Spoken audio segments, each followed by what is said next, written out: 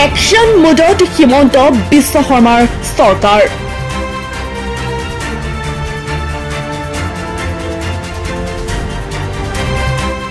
দীৰ্ঘ সময়ৰ বাবে জেলত থাকিব লাগিব মাটিৰ দালাল।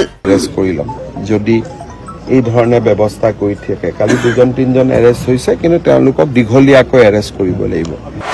মাটিৰ দালালে খাব লাগিব জেলৰ ভাত। মাটিৰ দালালৰ কঠোৰ সকিয়নি মুখ্যমন্ত্ৰীৰ।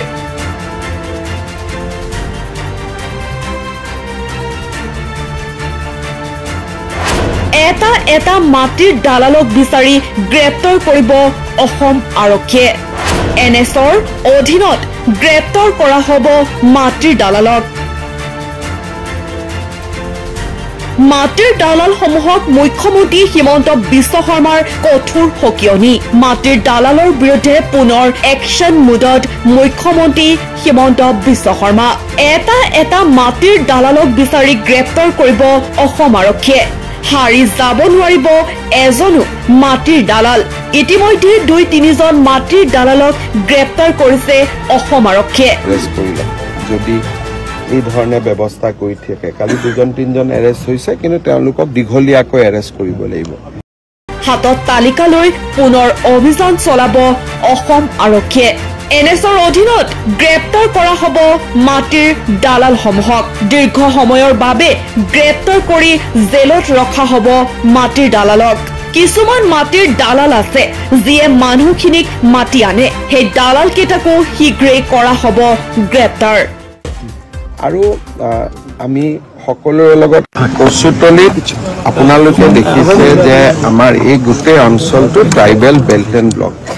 কিন্তু ট্ৰাইবেল বেল্ট এণ্ড ব্লক হ'লেও দুটা নিয়ম আছে। বেল্ট এণ্ড ব্লকটো গঠন হোৱাৰ আগতে যিসকল অজনজাতীয় লোক আছে তেওঁলোক থাকিব পাৰে, কিন্তু বেল্ট এণ্ড ব্লক গঠন হোৱাৰ পিছত নতুন মানুহ আমাৰ ইয়াত আহিব নোৱাৰে।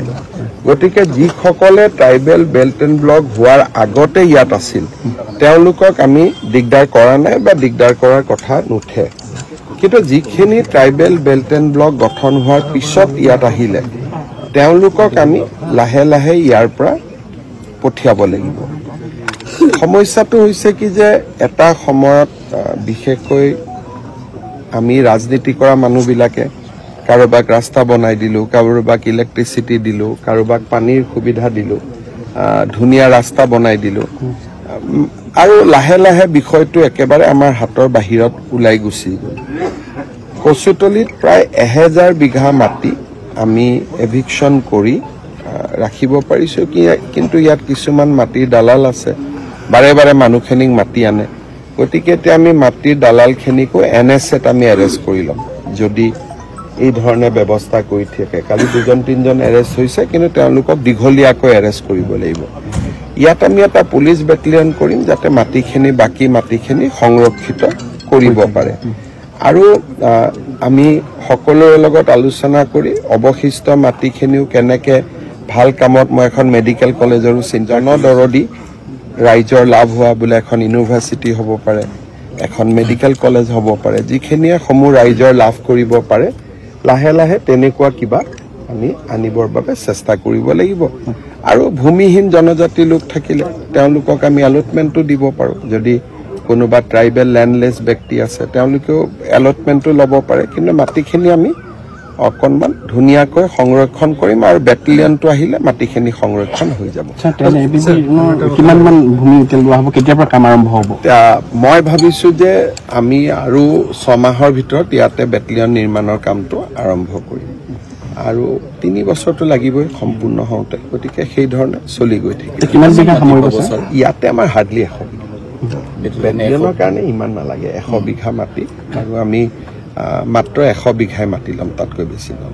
ছাৰ, স্থানীয় ৰাইজৰ অভিযোগ আছে যিসকলক উচ্ছেদ কৰা হ'ল তাৰে কিছু সংখ্যকে আঁতৰি গৈছে, কিন্তু যথেষ্ট ইয়াতে আছে। কিছু সংখ্যকে মছজিদ এটাৰ কেন্দ্ৰ কৰি আছে, কিন্তু কেছটো শেষ হৈ যাব। মই এডভোকেট জেনেৰেলক কৈছোঁ কেছটো শেষ কৰিবৰ কাৰণে মানুহখিনি যাব খোজে, মাটি দালাল কেইজনে মাটি আনে। গতিকে মই ভাবোঁ যে আজিৰ পৰা তেওঁলোকে গম পাব যে চৰকাৰ এইটোত কঠোৰ, আৰু আমি কেতিয়াও পুনৰ বহিব নিদিওঁ। আৰু এই ক্ষেত্ৰত কিবা বাধা হ'লে আমি তাক মোকাবিলা কৰিম কিন্তু যদি এই মানুহবিলাক লেণ্ডলেছ হয় যি জাগাৰ পৰা আহিছে আৰু যদি প্ৰকৃত ভাৰতীয় নাগৰিক হয় তেওঁলোকে দৰঙৰ পৰা আহিছে নগাঁৱৰ পৰা আহিছে তেওঁলোকক আমি নিজৰ ঘৰৰ জাগাতে মাটি দিব পাৰোঁ যদি লেণ্ডলেছ হয় নতুন জাগাত আহিব নালাগে যদি লেণ্ডলেছ হয় ভাৰতীয় নাগৰিক হয় আমিতো মাটি দিয়াত অসুবিধা নাই কিন্তু দালালৰ চক্ৰত তেওঁলোক পৰিব নালাগে কিছু অঞ্চল এতিয়াও আছে ছাৰ যিবোৰ উচ্ছেদ কৰি ল'ম অকণমান কি হয় উচ্ছেদটো কৰি কিবা এটা কামত যদি ব্যৱহাৰ কৰিব নোৱাৰো আকৌ উচ্ছেদ কৰাৰ পিছত মানুহ আহি যায় গতিকে ধৰি লওক এটা ফিচাৰীত মাছ আছে আপুনি মাছটো ওলাব পাৰে কিন্তু যদি খোৱা মানুহ নাই বিক্ৰী কৰা জেগা নাই তেতিয়াহ'লে কি কৰিব সেইকাৰণে এইখিনি আমি হিচাপত ধৰি ৰাখিছোঁ কিবা ভাল চৰকাৰী আঁচনি আনিলে কাৰণ ট্ৰাইবেল বেল্ট এণ্ড ব্লক ইয়াত যিকোনো আমি কৰিব নোৱাৰোঁ ধৰক এখন মেডিকেল কলেজ আহিলে এখন ভাল ইউনিভাৰ্চিটি আহিলে ৰিং ৰোডটো আগেদি যাব গতিকে যোৱাৰ লগে লগে ইয়াত ইউনিভাৰ্চিটি হ'ব পাৰে মেডিকেল কলেজ হ'ব পাৰে ইঞ্জিনিয়াৰিং কলেজ হ'ব পাৰে সেইকাৰণে ভাল আঁচনি আহিলে উচ্ছেদ কৰাৰ আমি ৰাখি থৈ দিছোঁ গোটেই মাটিখিনি আমাৰ নজৰত এটা এটাকৈ কৰি নিউজ ডেস্ক এনি টক্স